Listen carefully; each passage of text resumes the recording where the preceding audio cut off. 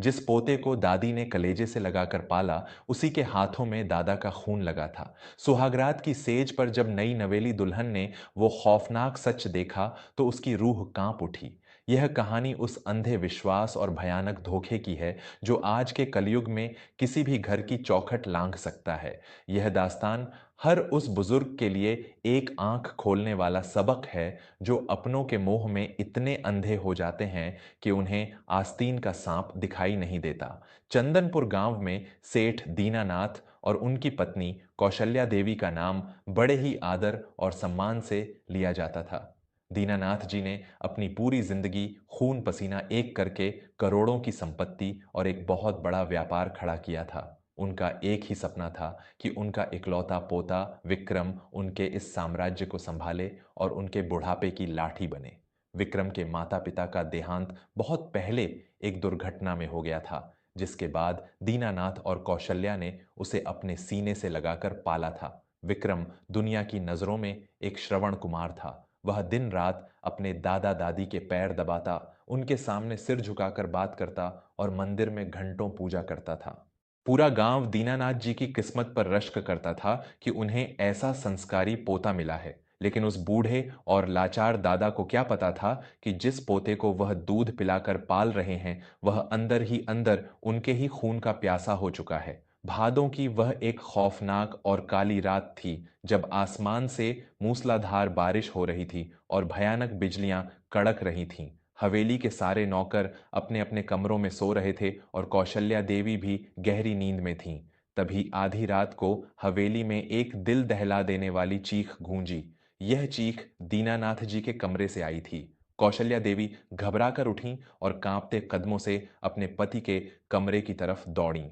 कमरे का नजारा देखकर उनके पैरों के नीचे से पूरा पाताल खिसक गया और उनकी चीख हलक में ही अटक गई। दीनानाथ जी बिस्तर पर मृत पड़े थे। उनकी आंखें फटी हुई थीं, चेहरा नीला पड़ चुका था और उनके कमरे की वह पुरानी लोहे की तिजोरी टूटी हुई थी। उसी तिजोरी में दीनानाथ जी अपनी वसीयत और अपने पुरखों की एक बेहद कीमती सोने की घड़ी रखते थे। तभी विक्रम भागता हुआ कमरे में आया और अपने दादा के मृत शरीर से लिपटकर दहाड़े मार मार कर रोने लगा। ये क्या हो गया दादाजी? कौन सा पापी मेरे भगवान को मुझसे छीन कर ले गया? विक्रम ने अपने बाल नोच लिए और अपना सिर दीवार पर पटकने लगा। उसकी इस भयानक तड़प को देखकर पत्थर का भी कलेजा फट जाए। पुलिस प्रशासन आया, जांच हुई, लेकिन कातिल का कोई सुराग नहीं मिला। पुलिस ने इसे डकैती के दौरान हुई हत्या मानकर फाइल बंद कर दी। दीनानाथ जी के जाने के बाद कौशल्या देवी एक जिंदा लाश बन गई थीं। विक्रम ने घर और व्यापार की पूरी जिम्मेदारी अपने कंधों पर ले ली और अपनी दादी की सेवा में कोई कसर नहीं छोड़ी। एक साल बीत गया। कौशल्या देवी को लगने लगा कि अब उनकी सांसें किसी भी दिन टूट सकती हैं। उन्होंने अपनी मृत्यु से पहले विक्रम का घर बसाने का फैसला किया। कौशल्या देवी ने विक्रम के लिए गांव के ही एक गरीब और अनाथ आश्रम में पली बड़ी लड़की राधा को चुना। राधा एक बेहद संस्कारी, पढ़ी लिखी और ईश्वर से डरने वाली लड़की थी। उसे लालच छू तक नहीं गया था। राधा ने जब कौशल्या देवी को देखा, तो उसे उनमें अपनी मां की छवि नजर आई। उसने कौशल्या देवी के चरण पकड़ लिए और कसम खाई कि वह जीवन भर इस घर की चौखट की गरिमा बनाए रखेगी। हवेली में शहनाई गूंजी और विक्रम व राधा का विवाह बहुत ही धूमधाम से संपन्न हुआ। लेकिन इस विवाह के पीछे एक ऐसा खौफनाक और घिनौना सच छिपा था, जो उस सुहागरात की सेज पर राधा की रूह को कंपाने वाला था। रात का अंधेरा गहरा चुका था और हवेली के उस विशाल कमरे को फूलों से सजाया गया था। राधा अपने लाल जोड़े में घूंघट काढ़े पलंग पर बैठी अपने नए जीवन के सपने बुन रही थी। तभी कमरे का दरवाजा खुला और विक्रम अंदर दाखिल हुआ। राधा ने जैसे ही घूंघट के भीतर से विक्रम को देखा, उसका कलेजा एक अनजाने खौफ से धड़कने लगा। विक्रम आज वह संस्कारी और शांत लड़का नहीं लग रहा था। उसके कदम लड़खड़ा रहे थे, उसकी आंखों में खून उतरा हुआ था और उसके मुंह से भयंकर शराब की बदबू आ रही थी। विक्रम ने कमरे का दरवाजा अंदर से बंद किया और एक शैतानी अट्टहास किया। उसने राधा के पास जाने के बजाय कमरे की एक बड़ी सी तस्वीर को हटाया। तस्वीर के पीछे दीवार में एक गुप्त तिजोरी बनी हुई थी। राधा चुपचाप अपने घूंघट की ओट से यह सब देख रही थी। तभी विक्रम के फोन की घंटी बजी। विक्रम ने फोन उठाया और लड़खड़ाती जुबान में जो कुछ कहा उसने राधा के कानों में पिघला हुआ सीसा डाल दिया। अरे वकील साहब, आज तो जश्न का दिन है। मैंने उस गरीब भिखारिन से शादी कर ली है। अब वो बुढ़िया अपनी पूरी जायदाद बहुत जल्द मेरे नाम कर देगी। विक्रम की हंसी उस कमरे की दीवारों से टकरा कर एक भयानक गूंज पैदा कर रही थी। बुढ़िया सोचती है कि मैं बहुत संस्कारी हूं। उसे क्या पता कि जिस तिजोरी की चाबी के लिए मैंने अपने सगे दादा को अपने ही हाथों से तकिए से मुंह दबाकर मारा था, आज वही चाबी मेरे हाथों में है। यह सुनते ही राधा के पैरों के नीचे से जमीन ही नहीं, पूरा आसमान खिसक गया। उसका दिमाग सुन्न पड़ गया और दिल की धड़कनें बेकाबू हो गईं। हाँ वकील साहब, उस रात बुढ़ा बहुत तड़पा था, लेकिन मैंने उसका मुंह नहीं छोड़ा। पुलिस को लगा कि कोई डकैत आया था। किसी को कानो कान खबर नहीं हुई। अब बस इस बुढ़िया के मरने का इंतजार है, फिर यह हवेली बेचकर मैं सीधा विदेश निकलूंगा। राधा की सांसें उसके गले में अटक गई थीं। उसका अपना पति, जिसे पूरा गांव देवता मानता था, वह साक्षात एक खूंखार राक्षस और कातिल था। तभी विक्रम ने उस गुप्त तिजोरी को खोला और उसमें से एक सोने की घड़ी निकाली। राधा ने तुरंत पहचान लिया कि यह वही पुरखों की घड़ी है जो डकैती की रात गायब हुई थी। विक्रम उस घड़ी को चूम रहा था।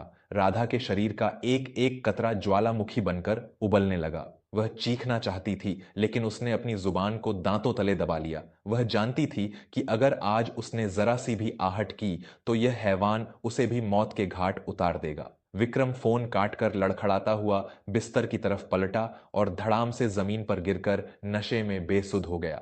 राधा उस रात एक पल के लिए भी नहीं सोई।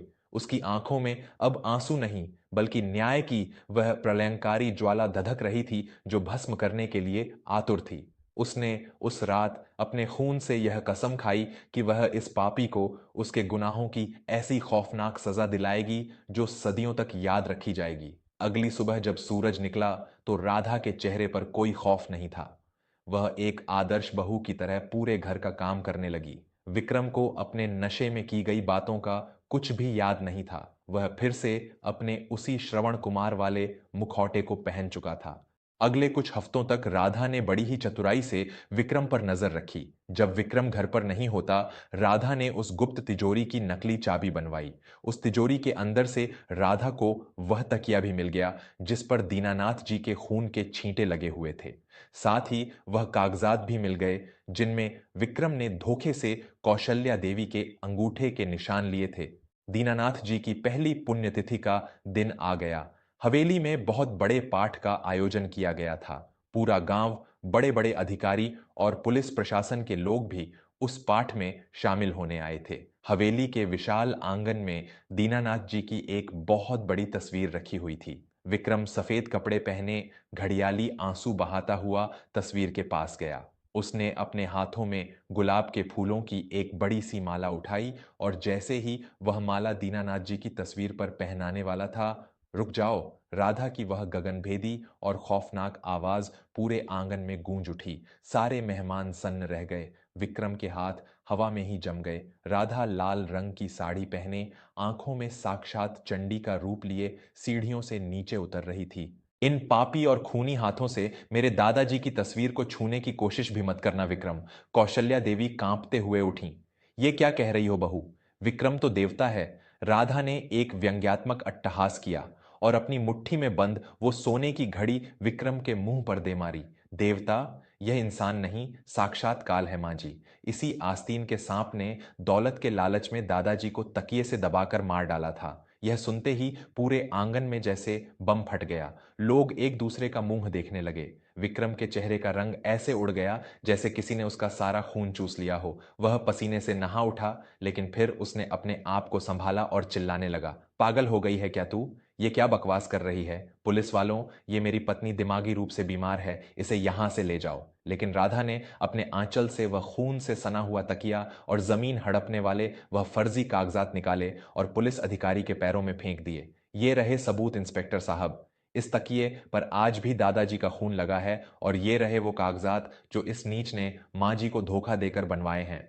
विक्रम ने जब अपने ही बुने हुए जाल को कटते देखा तो उसका शैतान जाग उठा। उसने पास रखा एक भारी पीतल का दिया उठाया और राधा की तरफ जानलेवा हमला करने दौड़ा। आज मैं तुझे भी जिंदा नहीं छोड़ूंगा डायन। लेकिन इससे पहले कि विक्रम राधा तक पहुंच पाता, पीछे खड़े पुलिस अधीक्षक ने अपनी बंदूक की बट से विक्रम के घुटनों पर ऐसा जोरदार प्रहार किया कि उसकी हड्डियां चटकने की आवाज आ गई।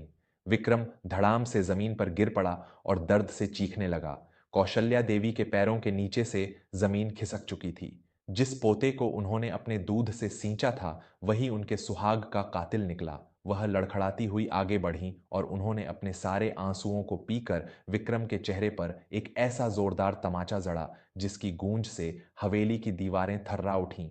तू मेरा पोता नहीं, एक कलंक है। जिस घर ने तुझे छत दी, तूने उसी घर की बुनियाद में जहर घोल दिया।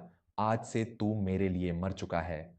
पुलिस के जवानों ने तुरंत आगे बढ़कर विक्रम के हाथों में भारी और ठंडी हथकड़ियां डाल दीं। राधा ने पुलिस अधिकारी की तरफ मुड़कर एक ऐसी गर्जना की कि विक्रम की रूह कांप गई। इंस्पेक्टर साहब, इस पर भारतीय दंड संहिता की धारा 302 के तहत अपने ही दादा की निर्मम हत्या करने और संपत्ति हड़पने का मुकदमा दर्ज कीजिए। इसे ऐसी सजा मिलनी चाहिए कि कलयुग का कोई भी पोता अपने बुजुर्गों की तरफ आंख उठाने से पहले 1000 बार कांपे। विक्रम जमीन पर रेंगता हुआ अपनी दादी के पैरों की तरफ बढ़ा। दादी, मुझे माफ कर दो। मैं लालच में अंधा हो गया था। मुझे जेल मत भेजो। मैं वहां चक्की पीसते पीसते मर जाऊंगा। लेकिन कौशल्या देवी ने अपने पैर पीछे खींच लिए। अब तेरी पुकार सुनने वाला इस दुनिया में कोई नहीं है विक्रम। तेरी असली जगह वही काल कोठरी है। पुलिस उसे कॉलर से पकड़कर घसीटते हुए जीप की तरफ ले जा रही थी। पूरा समाज, जो कल तक विक्रम को श्रवण कुमार मानता था, आज उसके इस भयानक पतन को देखकर उस पर थूक रहा था। उसका सारा घमंड, सारी रईसी और उसकी लालच की इमारत उसी आंगन में हमेशा के लिए चकनाचूर हो चुकी थी। कौशल्या देवी लड़खड़ाकर गिरने ही वाली थीं कि राधा ने दौड़कर उन्हें अपने मजबूत हाथों से थाम लिया और अपने सीने से लगा लिया। आप रोइए मत मां जी। आपका पोता मर गया तो क्या हुआ? आज से आपकी यह बेटी आपका बेटा बनकर इस घर की रक्षा करेगी। राधा ने दीनानाथ जी की तस्वीर पर वह फूलों की माला पहनाई और उनके सामने सिर झुका दिया। न्याय का चक्र जब अपनी धुरी पर घूमता है तो बड़े बड़े पापी अपने ही खोदे हुए गड्ढे में दफन हो जाते हैं।